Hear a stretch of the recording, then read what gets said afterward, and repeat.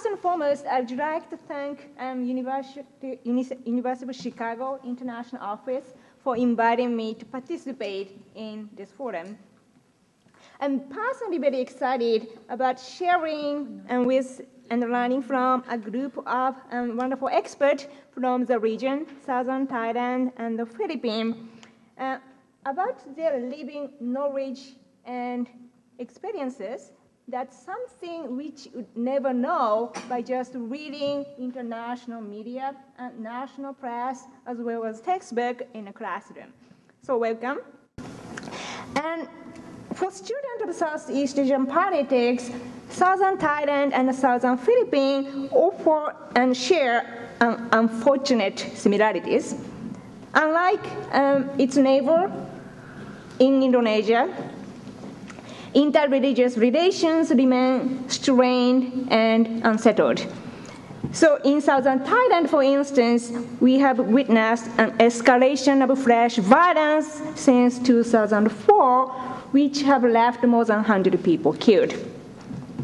So the speaker will discuss more general issue of interreligious cooperation and possibility and potential reconciliation efforts among various organizations and communities, and also the function of religious institutions at the grassroots level. And for my own self-research reason, I asked the speaker to particularly focus on issue of provision of welfare programs such as education, protection, and security by various actors in the respective communities. So today we have 4 presenters, 2 from each communities, and let me introduce the presenters in order of presentations. First presenter is Ms. Shahana Abdulwahid from the Institute for Islamic Studies, University of the Philippines. She will present on a peace-building effort in Southern Thai and the Philippines. And the second presenter is Mr. Minalang Barapantao from Mindanao State University. He will discuss welfare and security issues in the Southern Philippines. And third presenter is Mr. Abdulghoni Suetair from Prince of Songkla University in Southern Thailand. He will discuss on a peace-building effort in Southern Thailand. And the fourth and final presenter is Ms. Pattama Hamingma, and she's from Asian Muslim Action Networks and Asian Research Foundation. She will discuss specifically on welfare and security issues in Southern Thailand. And I ask the presenter to limit themselves strictly to 15 minutes. Therefore, we can have more time to take questions and so that we can have discussion in the remaining time. Good evening, everyone. Assalamualaikum warahmatullahi wabarakatuh. It is indeed a privilege to be here with you, to be sharing some of my experiences in the efforts of young Muslims in our peace-building initiatives in the Southern Philippines. So before I start with my talk, I'll be giving an overview of the Muslim Filipino history, the struggle, and the challenges, so as to give the context of why we have to have peace-building efforts, the current problems of the Muslim Filipino youth, emergence of the Filipino Muslim youth movement empowerment, peace-building efforts of the Filipino Muslim youth, and our challenges ahead. Most of the Muslims in the Philippines are residing in the southern part of the Philippines, which we call the Mindanao area. So this is the Mindanao area. Most of the residents here are Muslims. There are 13 ethno-linguistic groups in the Philippines who are Muslims, and we also have different languages or different dialects. And the 3 major Muslim groups are the Maranao, who are basically located in the Lanao area, and the Maguindanao Province and Cotabato, and the Tausug residing in Sulu area. And the other Muslim groups are the other groups on the other side. There's also a rise of Muslim reverts in the Philippines, and there is a growing number of Balik Islam in the Philippines. The Mindanao population is this one. In 2005 population, there are around 20 million who are residing in the Mindanao area. 24% of the Philippine population estimated at 84.2. 50% of which are female, and the largest population are residing in the Davao area. And the Caraga region has the lowest population of 2.4 people. Understanding the Filipino Muslim history. Before the coming of the some conquerors of the Philippines, Islam came first through the preachers and traders in the southern part of the Philippines. And they established several institutions such as economic, political institutions, which we call the Sultanate of Sulu. And after that, there was the Spanish invaded the Philippines for around, and they stayed there for around more than 300 years. And after the Spanish era, come the American period. And the American occupied the Philippines by virtue of the treaty signed between the Spanish and American through the Treaty of Paris in 1898, and eventually Philippines was granted its independence in 1946. However, the Muslims in the South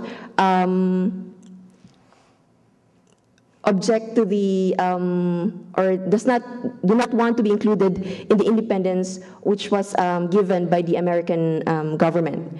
And here are the evidence of why the Muslim in the South do not want to be given, they want to preserve their autonomy. In June 1, 1903, the Moro province was created where a head tax, there were massacres of Buddaho and other battles in the area. And the 1902, the Philippine Bill recognized the distinction between the Moros, the pagans, and the Christian Filipinos. These are the turning points in the Philippine history. There are different legislative acts which were passed in both in the government and in the Commonwealth era. These are the initiatives. Most of them are land acts. And most Moros, most Muslims in the South did not became landless because they did not avail of the ancestral holdings, or did not have titles for their lands. And because of the struggles of the Moros in the South, there were two groups who emerged. The first one is the Moro National Liberation Front, which was under the leadership of Nur Miswari, which was created in 1972, and another Muslim group, the MILF, or the Moro Islamic Liberation Front. And there were some initiatives, peace talk initiatives of the government to resolve some conflicts in the Mindanao area. From the time of President Marcos to Aquino, to Ramos, Joseph Estrada, and to our current government, which has a very significant contribution in the education sector, which includes the Islamic curriculum in our mainstream education curriculum, because of the DepEd Order number 51, series of 2004. The current situation of the Muslims in the Philippines, particularly in Mindanao, and the Muslims and indigenous peoples, they are in ARMM Region 9 and 12, continue to experience economic, political, socio-economic constraints that severely limit their full potential participation development process.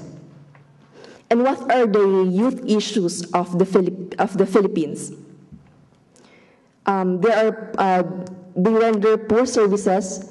So poor social services are rendered in the southern part of the Philippines because the central government of the Philippines is located in the upper part, or because there are three regions of the Philippines, the Luzon, Visayas, and Mindanao area. But the central government is located in the Luzon area. And the youth concerns in war-torn areas, there is a low education attainment in most areas in Muslim Mindanao, and the employment due to discrimination. The ARMM, or the Autonomous Region for Muslim Mindanao, 17.5% of the total population ages 17 to 24 years old are out-of-school youth. And the average elementary survival in the area is around is placed at 67.5%. And the illiteracy rate is 32% compared to other areas. So we see that the literacy in these areas are very low. And aside from the educational difficulties, there are also other economic difficulties and social constraints which hinder the Muslim Filipinos to excel in different areas. There is high unemployment rate in this area because of the war and other ongoing conflicts in the Mindanao area. And in other regions, the poorest of all regions in Philippines is located in the south part of Mindanao, which is the region 12, the ARMM area, and 44% of which are below the poverty threshold rate. So it means to say that they live below the poverty rate. Most of the Muslim Filipinos live in the low poverty rate. And there are actually many formations of non-government agencies, and because of the need to address the issues in southern Philippines. And on the part of the youth, we have a strong initiatives to engage in peace-building efforts in order to address some issues of specifically the youth. And these are some organizations which we actually established to address the issues of the Filipino youth. We have the Young Moro Professionals Network, the Association of Muslim Advocates, the Muslim Students Association, the Moro Christian People's Alliance, the Muslim Youth Leaders Assembly, the Silsila Dialogue Movement, the Youth Program, which is actively participates in different interfaith dialogues, the Peace Education Center, and the Grassroots Peace Resource Center. And the general objectives of these youth formations are to address the pressing issues of discrimination, violence, and illiteracy. Most of the Muslim Filipinos who graduate from college and go to, for example, in Luzon and Visayas, are getting some discrimination and prejudices. If you have a Muslim name, for example, Abdullah, Abu Bakar, you will not be employed because of your name. Or sometimes, if a woman refuses to take off her veil for work, she usually, in the first initial step, she will be rejected because of her refusal to take off her hijab. And to propose solutions to problems confronting the Moro youth. We believe that the youth should be the force, or should take an active role in addressing the issues of conflict in southern Mindanao, to provide services to the youth, especially to the out-of-school youth, and to be actively involved in political, religious, social issues of the Moros. So there are different areas which these organizations address. And the initiatives and youth-initiated projects are in the following areas. We have the religious side. We also, under religious side, we have different activities, the livelihood programs, civic-oriented. We also have active participation in policy making and youth empowerment, or we also do some leadership trainings for our government, for our youth. And these are some of the projects we initiated. We invited some of our Christian brothers and sisters to join us in the masjid cleanup, because we see that it is also crucial for our Christian brothers and sisters to know the fundamental teachings of Islam. So we want them to be integrated in our culture to foster better relationship with them. And we also have medical missions in non-Muslim areas. So we get some medical doctors or medical Muslim students to do some medical missions in these areas. Livelihood seminars for Muslim women, peace assemblies and parliament. We hold some assemblies and parliament to do some resolutions to address the problems, pressing issues of not only the youth but also the community. We also have some initiatives in legislative. We also do some lobbying. For example, we also lobbied for the pass of an act which eliminates the use of Muslim in any newspapers, news. For example, if one criminal, for example, if a Muslim committed a crime, usually it will be stated that a Muslim committed this one. But if non-Muslim will commit an act, it will not be stated concretely. So we lobbied actively for this to eliminate discrimination even in the media sector. We also initiated some the International Ramadan Fair, and we invited it is usually held in the Ramadan month, usually at the end of the Ramadan. We invite our Christian brothers and sisters and even other sectors to actually go to our exhibits to see the rich culture of the Muslims. So in a way, we also open the gates to more understanding and deeper appreciation of our culture. And we also have some initiatives in interfaith dialogue. We invite some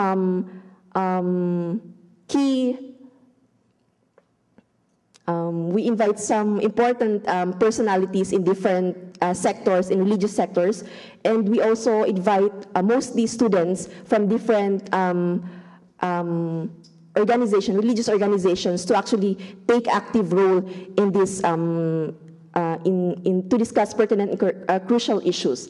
And we also have we regularly conduct roundtable discussion, leadership, and peace-building seminars to not only to youth inside the campus, but most especially to out-of-school youth.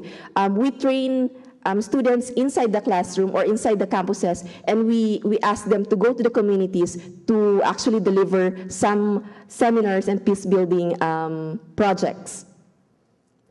And the challenges confronting the Moros, we still have our different problems, but hopefully with these initiatives and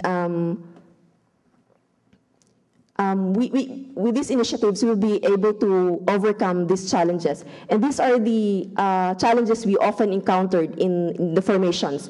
Consistency of project implementation, because most of the organizations do not have consistency in their implementation.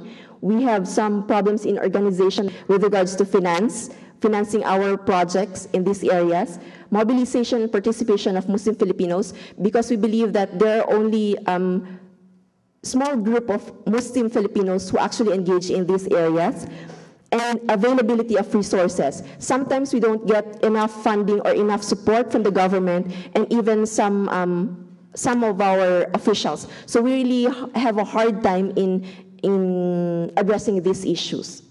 And the challenges that we have are this.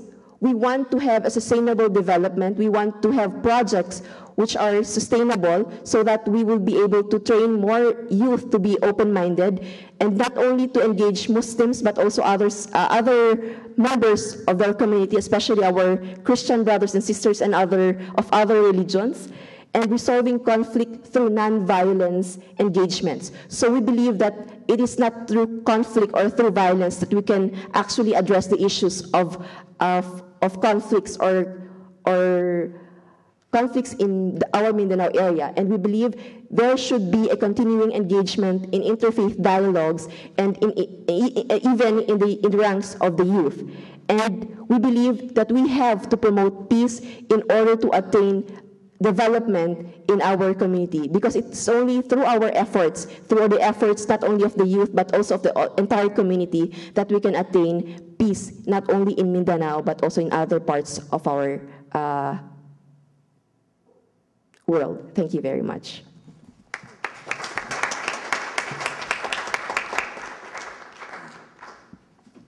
Good evening, friends, ladies and gentlemen. Peace be upon you all. Assalamu alaikum wa rahmatullahi wa barakatuh. The topic that I will be discussing to you is about welfare and security issues in southern Philippines.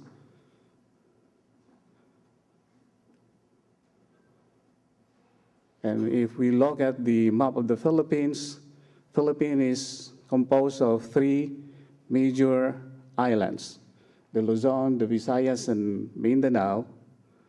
And the southern Philippines is located down there, and those are the regions that comprises southern Philippines. What are the principal root causes of the conflict in southern Philippines? Moro or Muslim problem, Mindanao problem, and misunderstanding.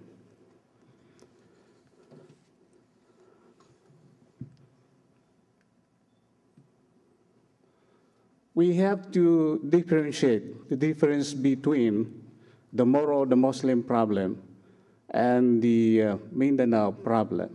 The Moro problem is part of a bigger problem, the Mindanao problem, but the Moro problem is a very delicate one. And as you can see in the table,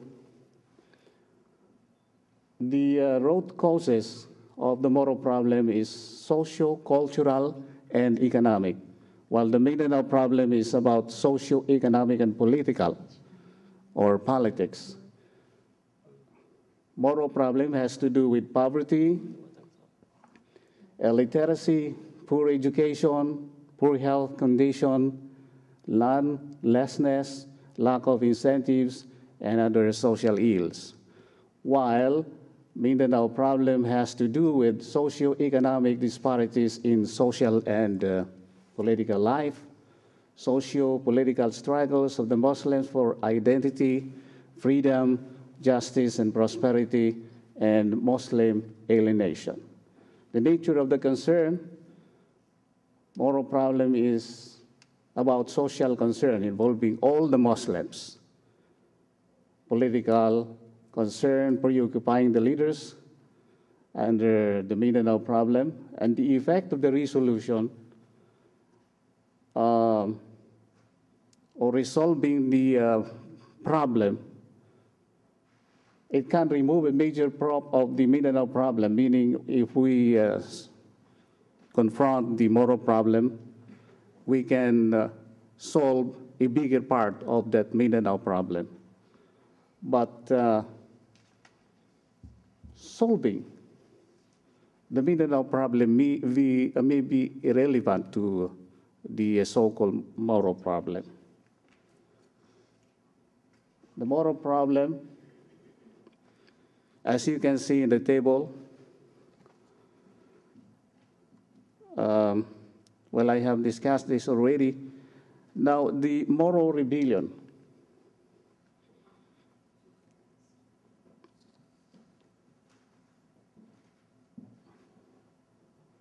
It is now the Christian-Muslim misunderstanding. But of course, the Moro rebellion can be traced to as far back as American occupation. This was discussed already by Shahana, when the colonizers prevented the Moro people's democratic participation in local administration. Instead, it allowed only foreign and Filipino elites to participate in the region's politics. The American colonizers also crafted policies and programs that sequestered ancestral lands, voided sultanate property, and awarded deeds to landless families from Luzon and Visayas. Now, I wanted to make it clear that the Muslims in the Philippines have nothing against the American people. We have nothing against the American people, but what we are objecting to are the policies of the U.S. government that are repressive. So during the Commonwealth period, the Filipino administration still adhered to the previous colonizer system, further neglecting the plight of the Muslims, and this ignited the Bangsamoro separatist movement in the late 1960s, such as the Moro National Liberation Front, or MNLF, chaired by Normie Suari, the shortly Bangsamoro Liberation Front, or BMLO, of the late Sultan Rashid Lokman, and the Moro National Liberation Front, headed by the late Hasim Salamat, which broke away from the MNLF in 1977. Now, as you can see,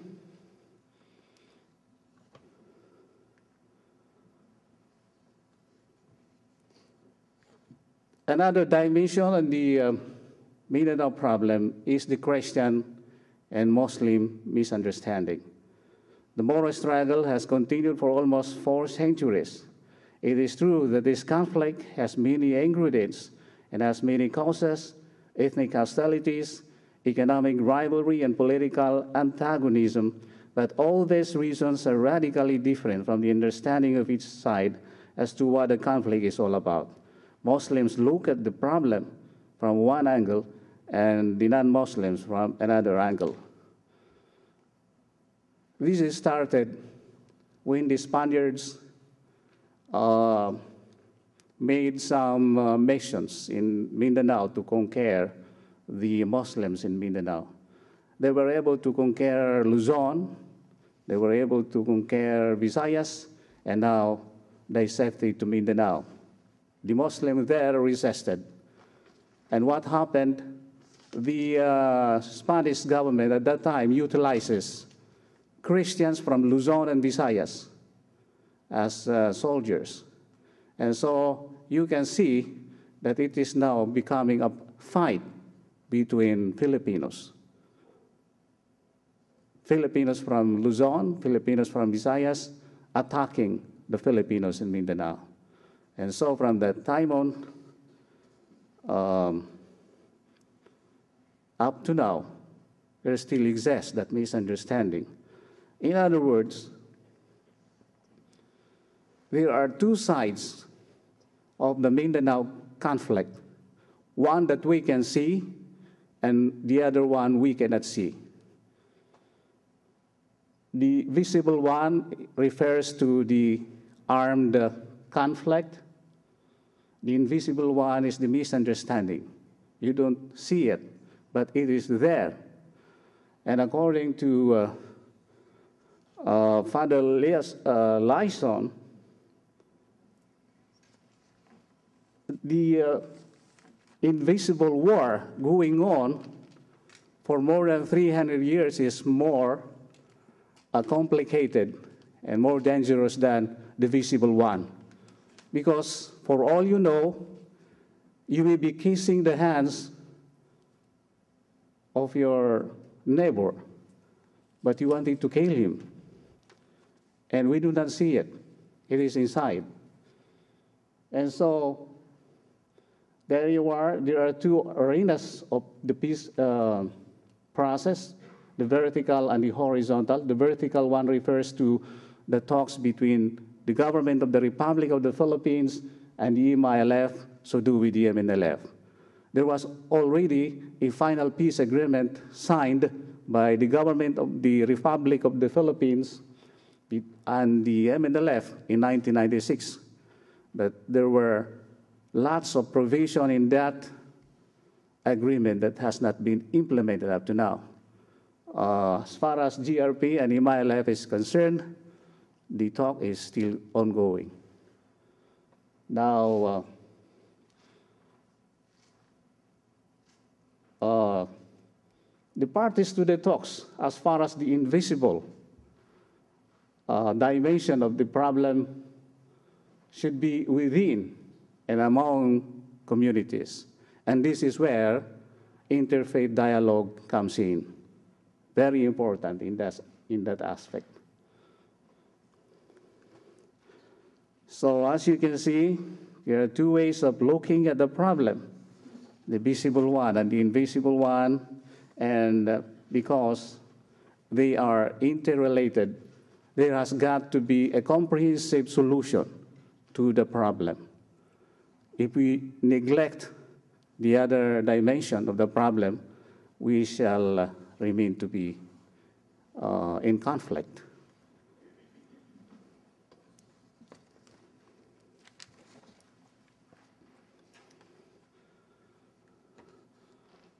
Of course, there are responses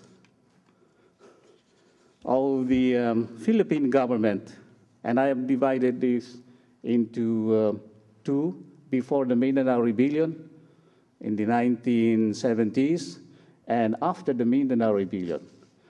Before the Mindanao Rebellion, the government has established the Commission on National Integration. This is basically on scholarships, and many became lawyers, engineers from the cultural minorities. The Mindanao Development Authority and the Mindanao State University. After the Mindanao Rebellion, the Muslim personal laws were codified, Philippine Amana Bank were established, but later on it was declared by the president as NPA, meaning non-performing asset. It has to be abolished and replaced by the Al-Amana Islamic Investment Bank. Southern Philippines Development Authority is still there. We have the Office on Muslim Affairs. Recently, there is a bill filed in Congress to change or to abolish the Office on Muslim Affairs, because Office of Muslim Affairs was created by virtue of an executive order by the president. And congressmen were planning to convert Office on Muslim Affairs into a commission on Filipino Muslims. So in other words, it will be created now by Congress. And then we have the autonomous region is in Muslim Mindanao, which are already in place.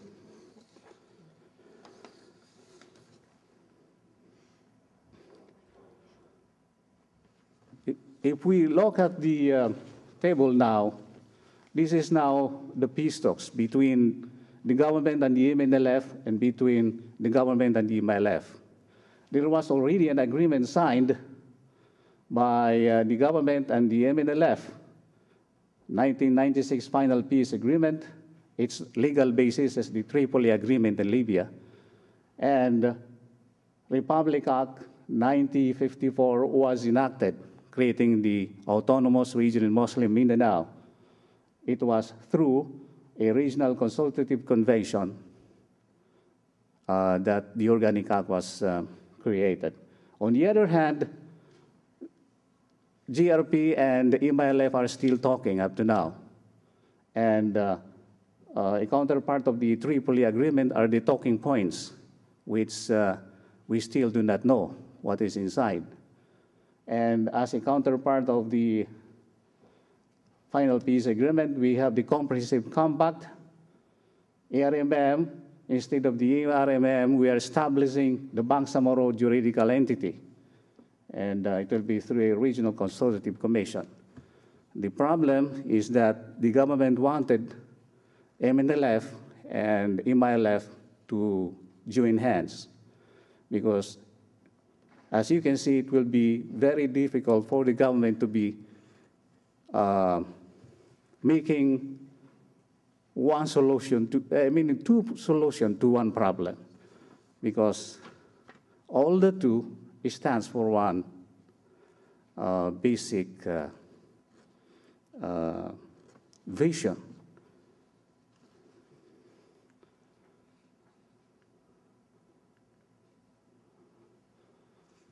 Now, if we look at the table, based on my has to be redefined, and based on my readings, basically from Robert Ullman and the others, the two columns there are the are their definition of what security should be.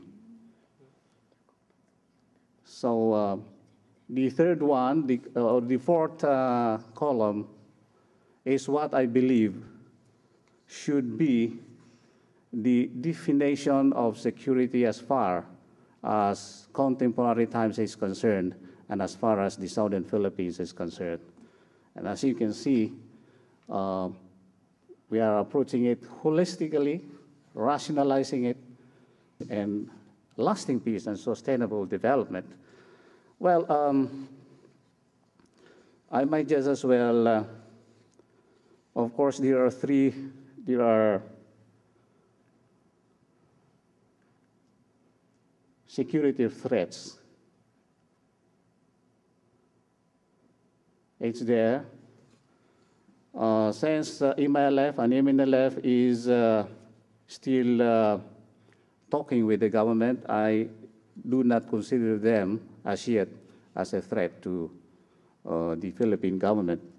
But we do have Abu Sayyaf and the Jamaah Islamiyah, and I think you know them. They have been in the papers many times. My recommendations are as follows. Institution of Philippine Nationals, that's the government's response to the security threats.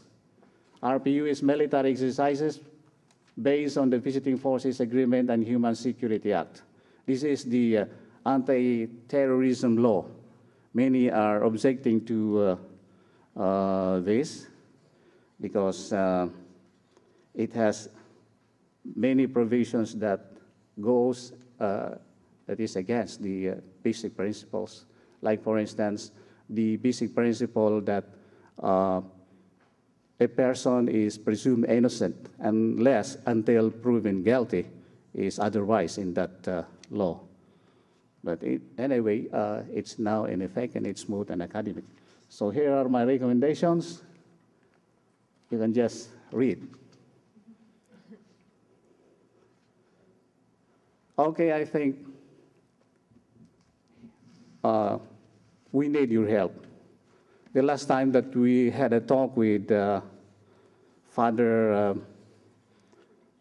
Barnett, Jim Barnett of the St. Thomas Aquinas, last Saturday with other church and local leaders of the Lafayette, they promised to help us. Maybe, according to him, we can influence the U.S. government to change their foreign policy. And maybe in this hall, you can also do something. But if ever you cannot do anything, please pray for us. Thank you.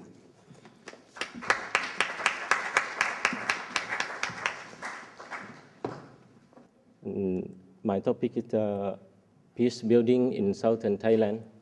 And first of all, Thailand is located in Southeast Asia, along with Burma or Myanmar, Laos, Cambodia, Malaysia. I think all of you know about this.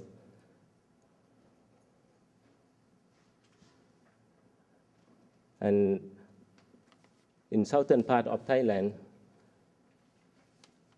which is a conflict area,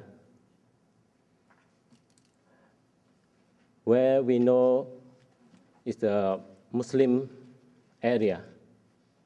In this area, Muslim is about 80%.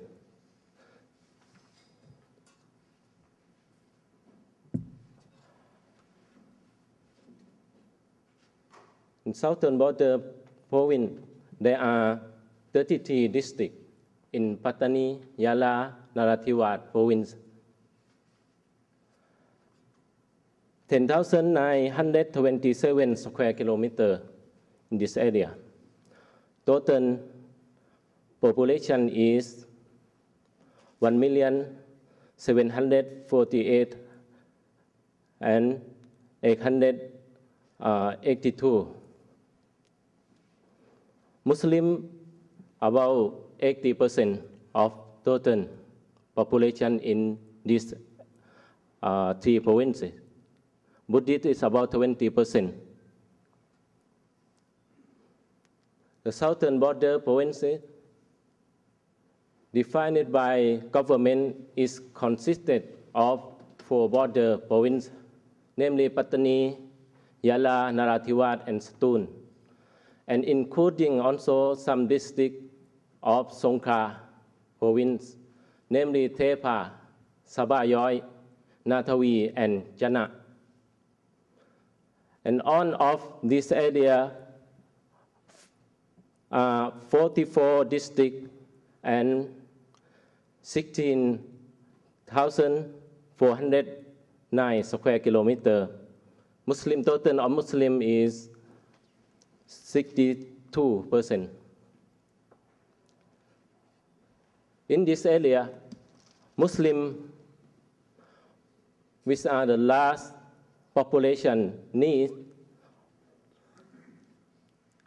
right and freedom to practice their own religion. The problem facing by the Muslim 80% to 90% go to poverty, injustice, communication with Thai officials, problem caused by the Thai officials. Statistics of the violence from January 4, 2004 to February 16, 2007, violence happened 6,272 times in 293 villages. It's about 78% of 4 provinces. In children and days, 9,285 persons. It was Buddhist, 3,134, about 59.14%, and Muslim also 2,054, about 38.76%.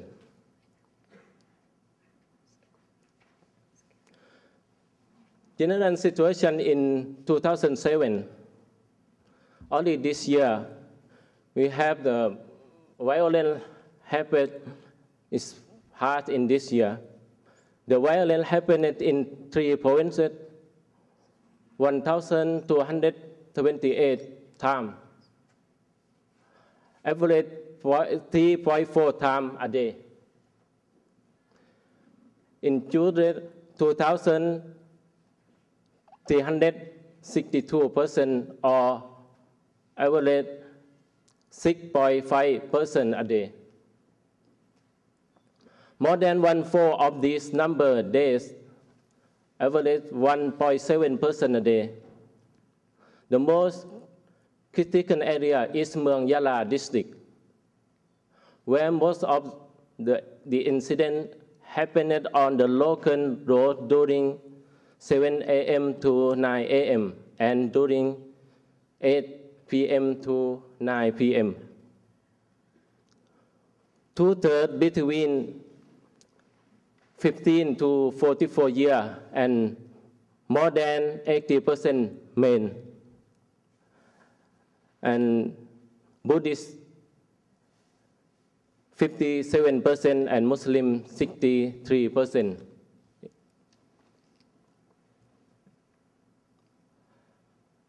There are possible root causes of the conflict.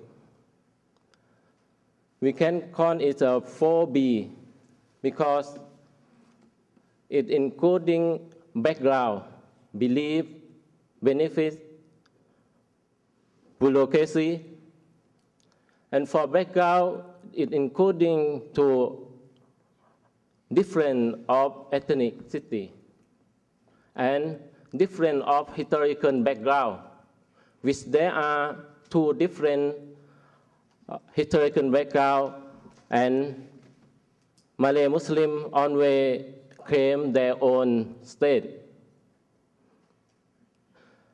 Belief we go to two group of people in this area.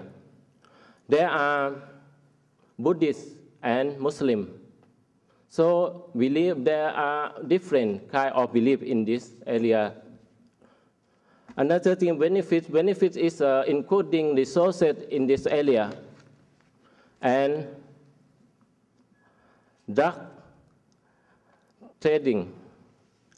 And another thing is happen also it because of budget of administration in every year because it give money to this area billion and billion.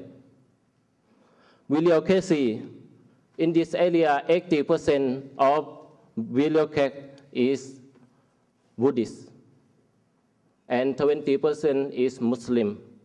So it's not balance between people in this area and the bibliocrat in this area is different.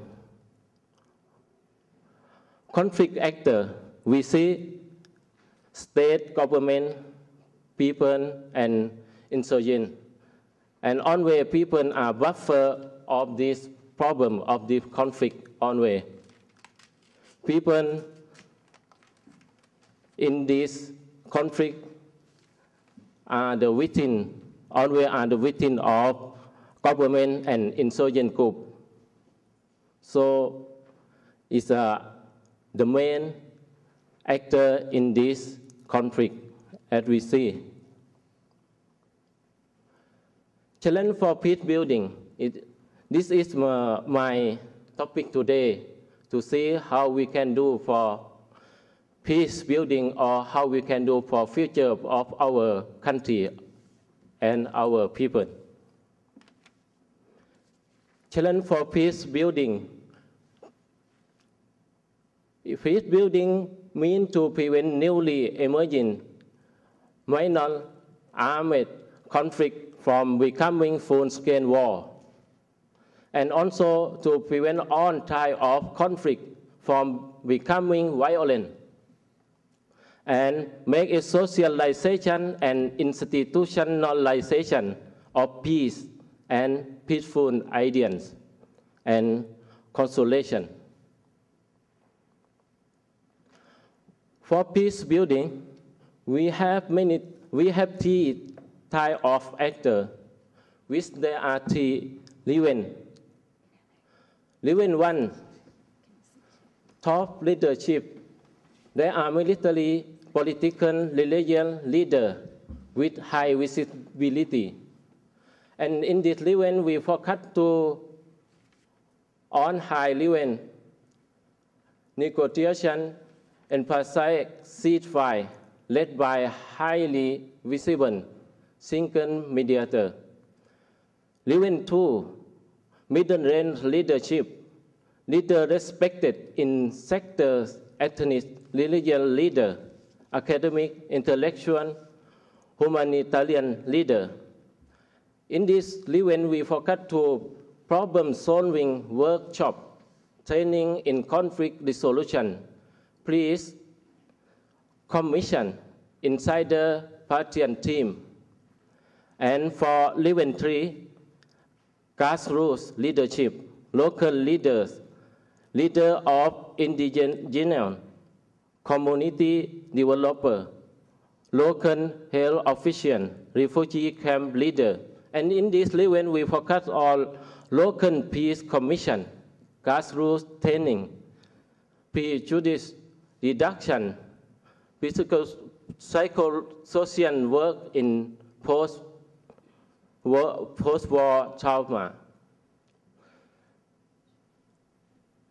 And it is the same with the past. And we see the high level is going to negotiation if there are any group and any government to do or to make the policy toward the conflict area. And level 2, problem solving workshop. And local peace commission is go to level 3. peace building strategy, developing a peace inventory, who is doing what kind of peace activity by doing joint research, convening a conference, creating better channel and coordination vertically and horizontally, organizing peace donor conference, relay, share information, coordinating activity, and so on. In southern Thailand, we try to make peace network, and this organization is still going on to do its work. There are Southern Thailand Peace Network, or we know as STPN, which including 5 universities. First university is Prince of Songkla University, Pattama campus. Prince of Songkla University in Hat Yai campus. It is the same university, but different campus. Yala Islamic University in Yala province. Thaksin University, Thaksin is mean south. It's not mean Thaksin Chinawat anymore. In Songkla province. Hat Yai University in Songkla province also. Yala Ratchapat University in Yala province.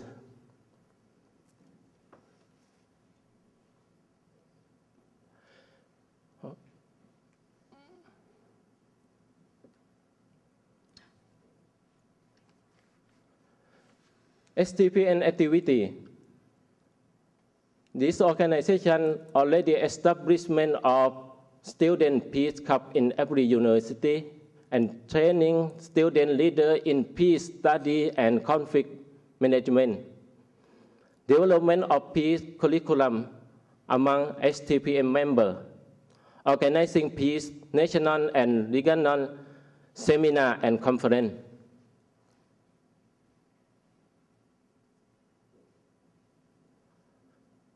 It is a College of Islamic Study, where with is member of the STPM and has a role of its own. There are 4 levels of work in College of Islamic Study for peace building.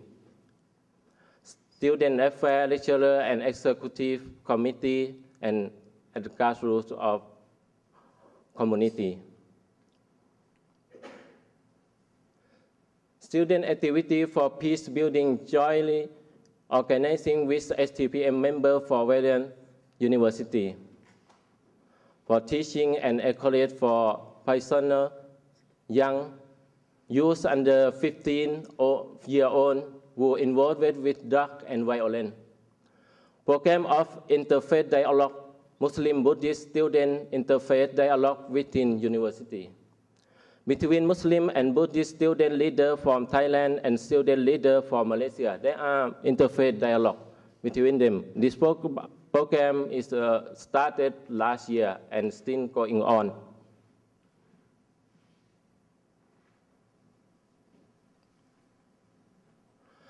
Lecturer activity for peace building.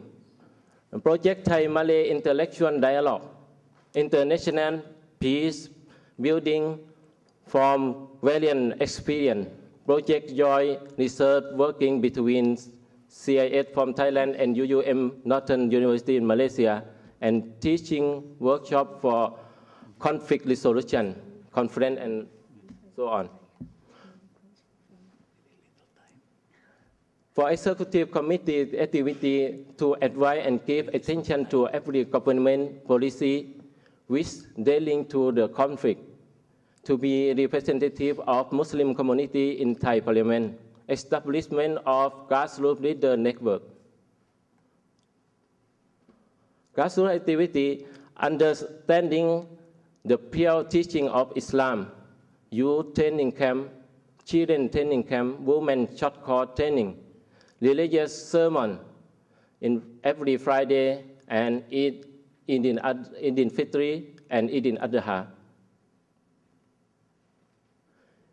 Thank you for kind attention.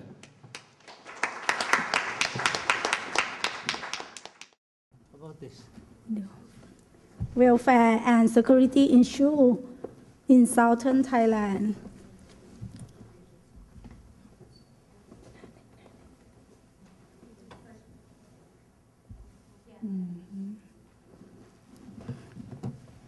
Okay. พยายามทำให้เลยพยายามทำให้เลยช่วยพยายามทำให้ได้พยายามที่ติดตรงนี้เลยนะคะไม่ทำไม่ได้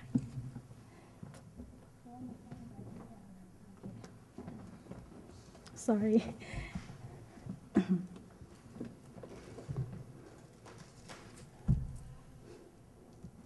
Okay, this is the number of dead and injured from 2004 to 2007. We can know this that is increasing every year. What is the initiative of the government on the situation? First, the government sent more than 30,000 soldiers from the central part into the conflict area. Soldiers' duty give protection to people and government officers, especially teachers who always be target, patrol, check on, and arrest separatists in different areas. Give village vocational knowledge and skill. What happened after the soldiers come into the conflict area?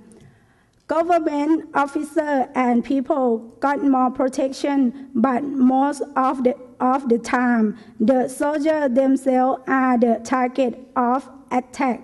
So people and officers are more scared to be with them.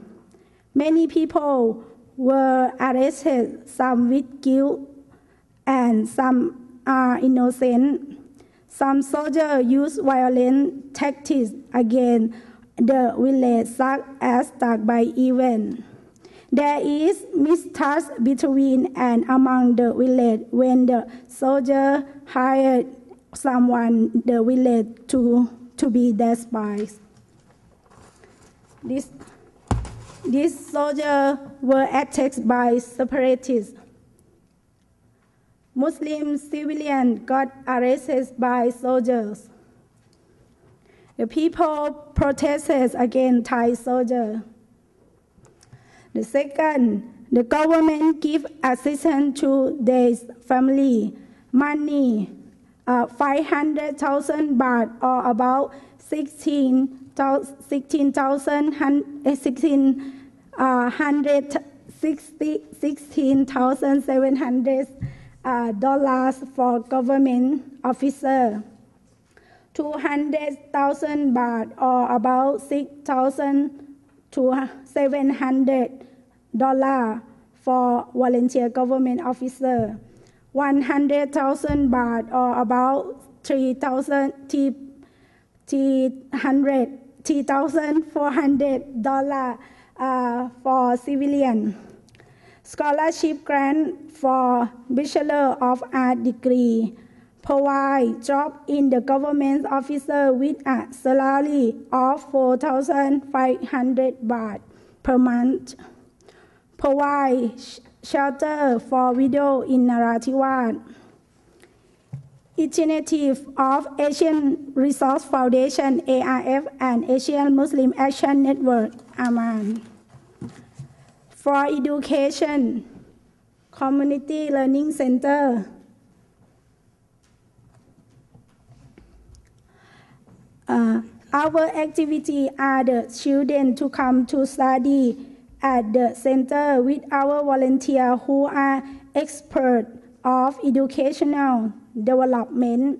Our volunteer will teach language, life skill, and EQ promotion.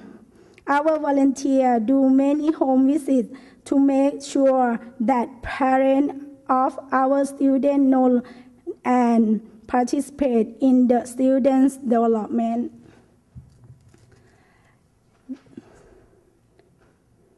Okay, daycare center. We have a daycare center for preschool kids. Our volunteer will be both babysitter and teacher. We teach Islam and other subjects to the kids at the center and also provide activities that promote skills and development in moral, EQ, and IQ. The center opens from Monday to Friday. The center provides free lunch for kids every day. Scholarship grant.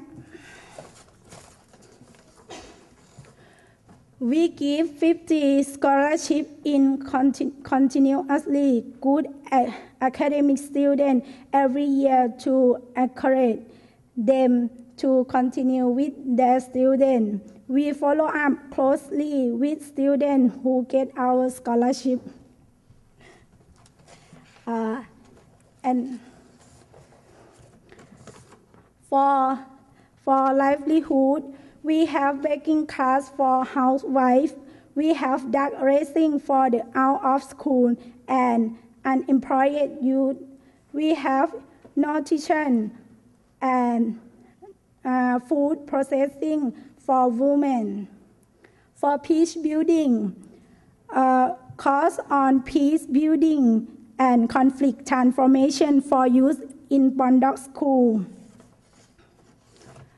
We provide knowledge on peace building and conflict transformation for students in Pondok School to have more understanding about conflict and be able to provide violence, prevent violence. Excuse me. We encourage our youth to gain more knowledge in peace and use it in their daily life. Healing program. Healing youth effect from conflict.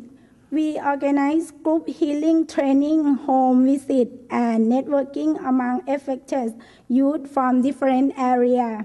We aim for our youth to be able to apply learn knowledge to themselves, friends, families, and community. We encourage to community to support the affected youth.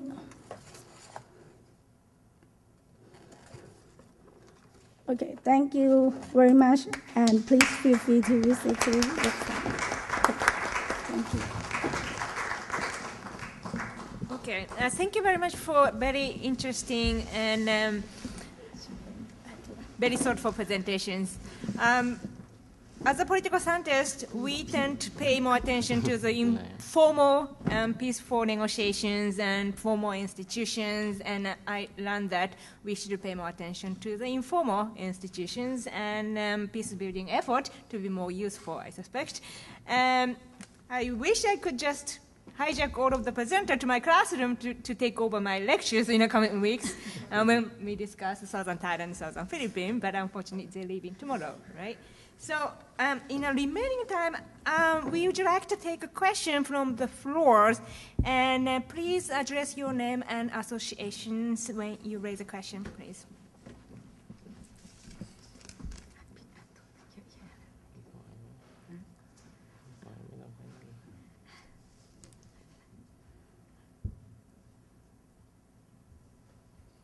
Any questions? It's a great opportunity to ask questions from the communities.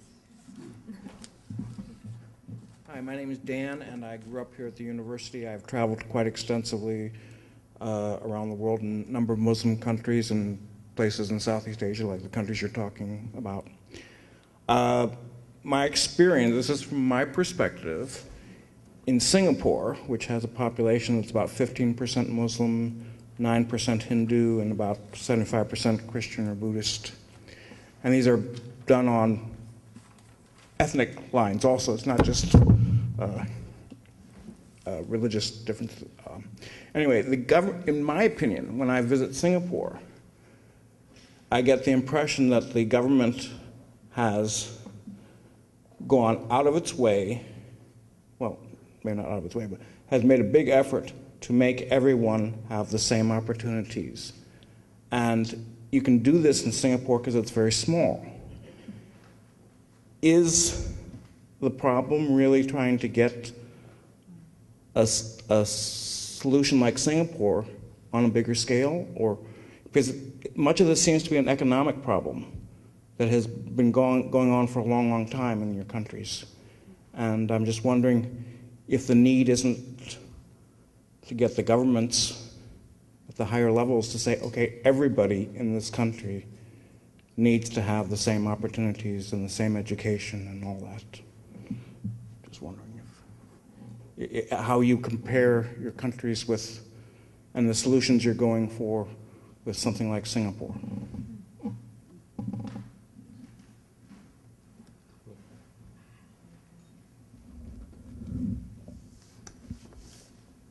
In Thailand,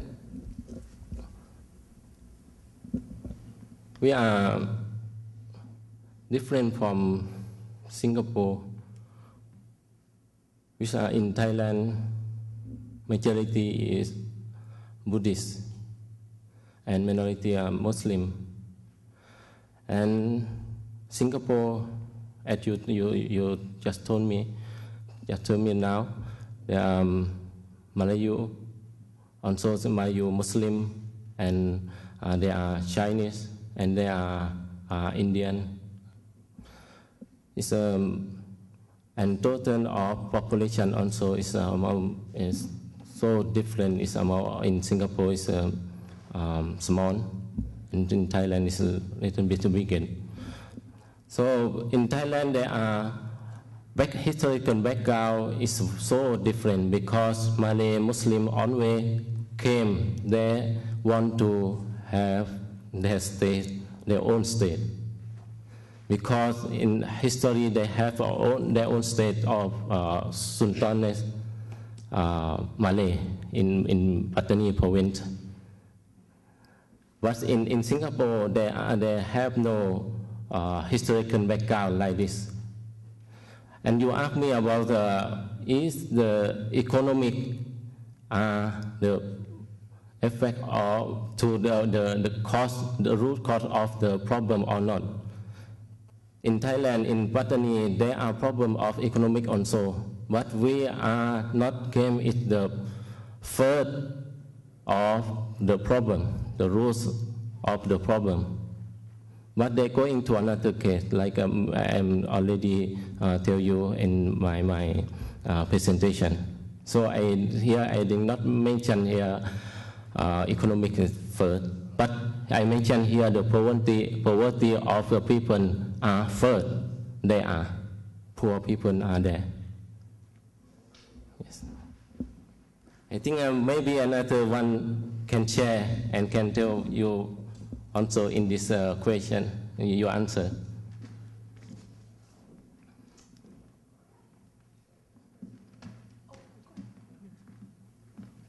Hi, I'm just a high school history teacher, and I'm just here to kind of gather information because I don't know very much about Thailand or the Philippines. But I had a question, being a high school teacher, and I know that some of you work with young adults, to what level are the Muslim populations within the two countries integrated on a daily basis? Do the Muslim students go to school with other students, or is it more of a segregated society? And does that lead to some of the misunderstanding about misunderstanding about culture and a breakdown of dialogue of the two cultures?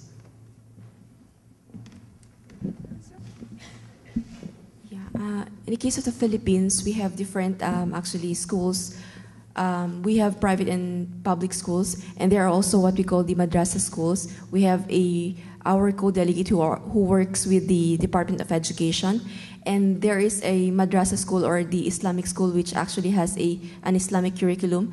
And other students, for example, I myself graduated from a Chinese school, so actually we interact with different students. So, but most of these students, for example, in the Luzon area, there are 3 major regions in the Philippines. Most of the, for example, Christian students are in the Luzon area. We have in the Visayas, and in Mindanao, we have some schools who accept both Christians and Muslim students. And there are also there are constant interaction between and among students. If I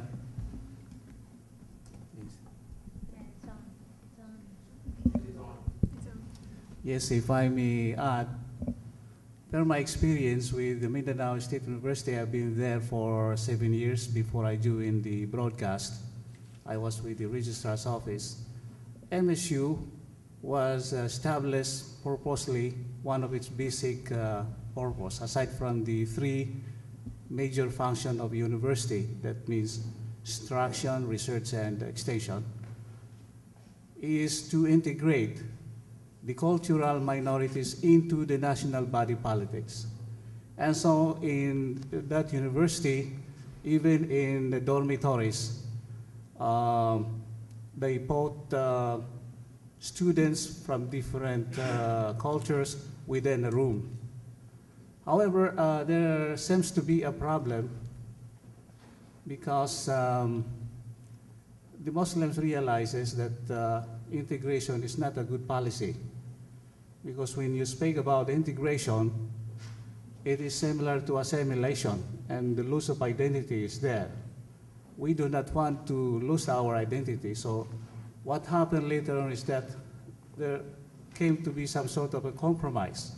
Instead of integration, we have now the policy of unity in diversity. Thank you.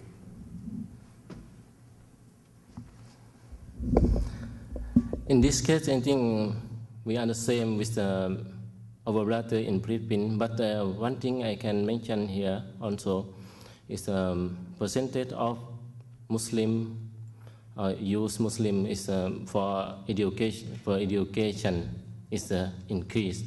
But question here is what kind of education they take here, because maybe education is not mean for peace building or for the peace of community or society. So it's a question mark for our people also and for you all also here.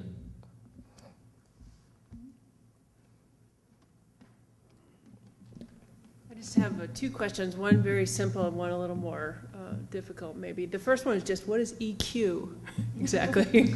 I knew IQ, but I didn't know EQ. And then the other is about the violence in southern Thailand. I mean, it seems perhaps from the outside that it's erupted relatively recently, and that the very serious violence has been just in the last 4 or 5 years. So what do you think? Why now? That's the question I have for you. Why is it taking place right at this moment?